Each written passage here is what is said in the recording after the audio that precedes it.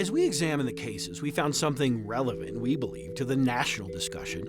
Of the more than 225 deaths we identified, roughly 97% happened after law enforcement contact, restraint, or both. Here's her ID, Jerica.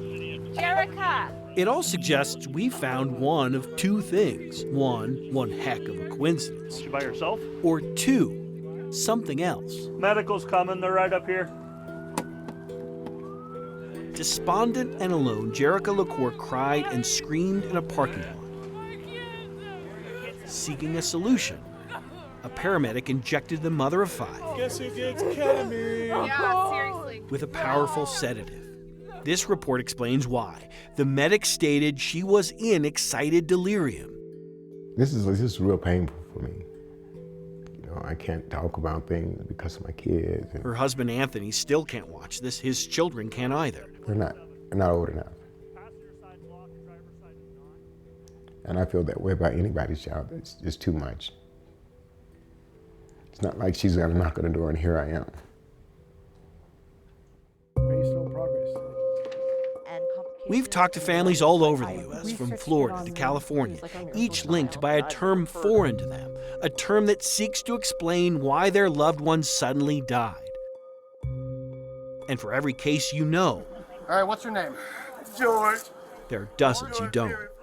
How much did you know about excited delirium before we had that first talk? I didn't know a whole lot about it. When Colorado State Representative Judy Amabile learned of our findings, she pledged to change state law. I think it's been really important that you've brought something to light that is actionable.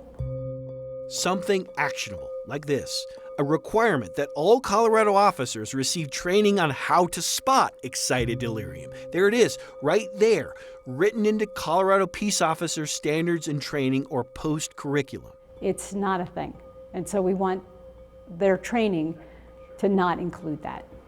All in favor of approving the language? Aye. Acting on our investigation in late 2023, POST gutted the excited delirium training requirement. Representative Amabile says it's time for the term to die. In addition to Colorado and California, we now know of similar efforts in Illinois and Hawaii. I do feel like harm has been done.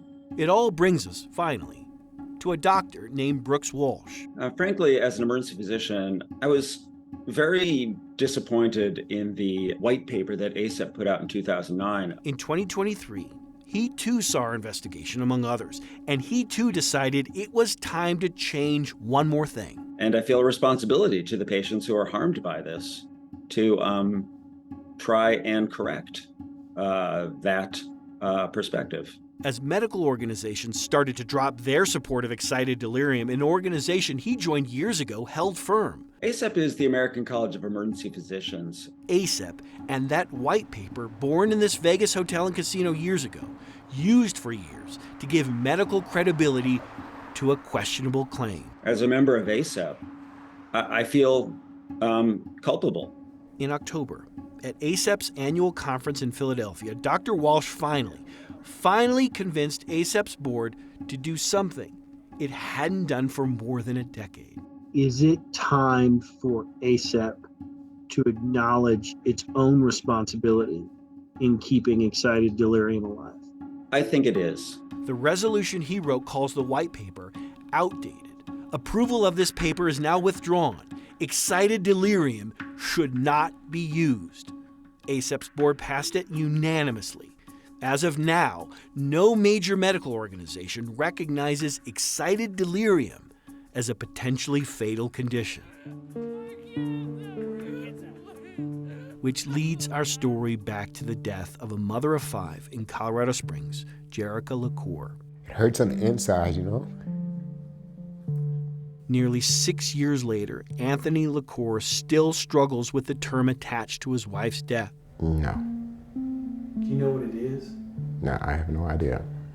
Guess who gets ketamine? Yeah, seriously. And we've learned it didn't just turn up on this report as a reason for the ketamine injection. A court document we found says excited delirium will play a critical role in the paramedics' defense in a civil case set for trial in 2024. A key expert for the defense is set to tell a jury he too believed LaCour had excited delirium. How did he arrive at that conclusion? According to this filing, he relied heavily on the now discredited, now outdated 2009 ACEP white paper. So yeah, it's being like a cockroach. It's really hard to kill, but I think we're making progress. Critics, like civil rights attorney Julia Sherwin, say, it's time to consider the cause of many of these deaths undetermined no more. It's like, from my perspective, every single excited delirium death should be revisited to see what was the role of restraint in that person's death. I have to tell you, it's been such a daunting experience to sit inside of the trial of the paramedics when the death of Elijah McClain and hear excited delirium over and over and over when, we've been following your investigation and we know now it's not a thing. It is not recognized as a thing. And what's so interesting is that it's really baked into the sauce of policing, of law enforcement, and even in medical examiners around the country, this idea that excited delirium is a thing, not only a thing, but can it kill? And that's really sort of the epicenter of this debate. There are strange things that paramedics and law enforcement officers encounter on a frequent basis. But the question isn't, are these sort of symptoms real? Do the symptoms cause death? And now, today, as of 2023, no major medical organization will say, yes, it does cause death. That's a big, big deal. But even if nobody's using this, well, people are using it, though, still as a cause of death, right? Except even though nobody's recognizing it. Coroners really can't now. And I say this as sort of a plea to journalists around the country.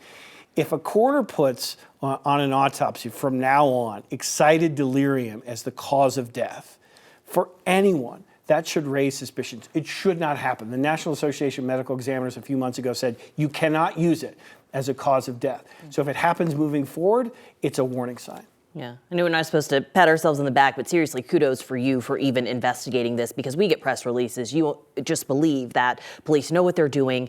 They attribute this for a reason. You see it on coroner's reports, and to know that it was never really something that should have been attributed to so many deaths. This is an indictment on journalism to some extent as well, because journalists have repeated this term over and over and over again simply because it showed up on a press release. Now we know better. We do. Chris Vanderveen, thank you very much.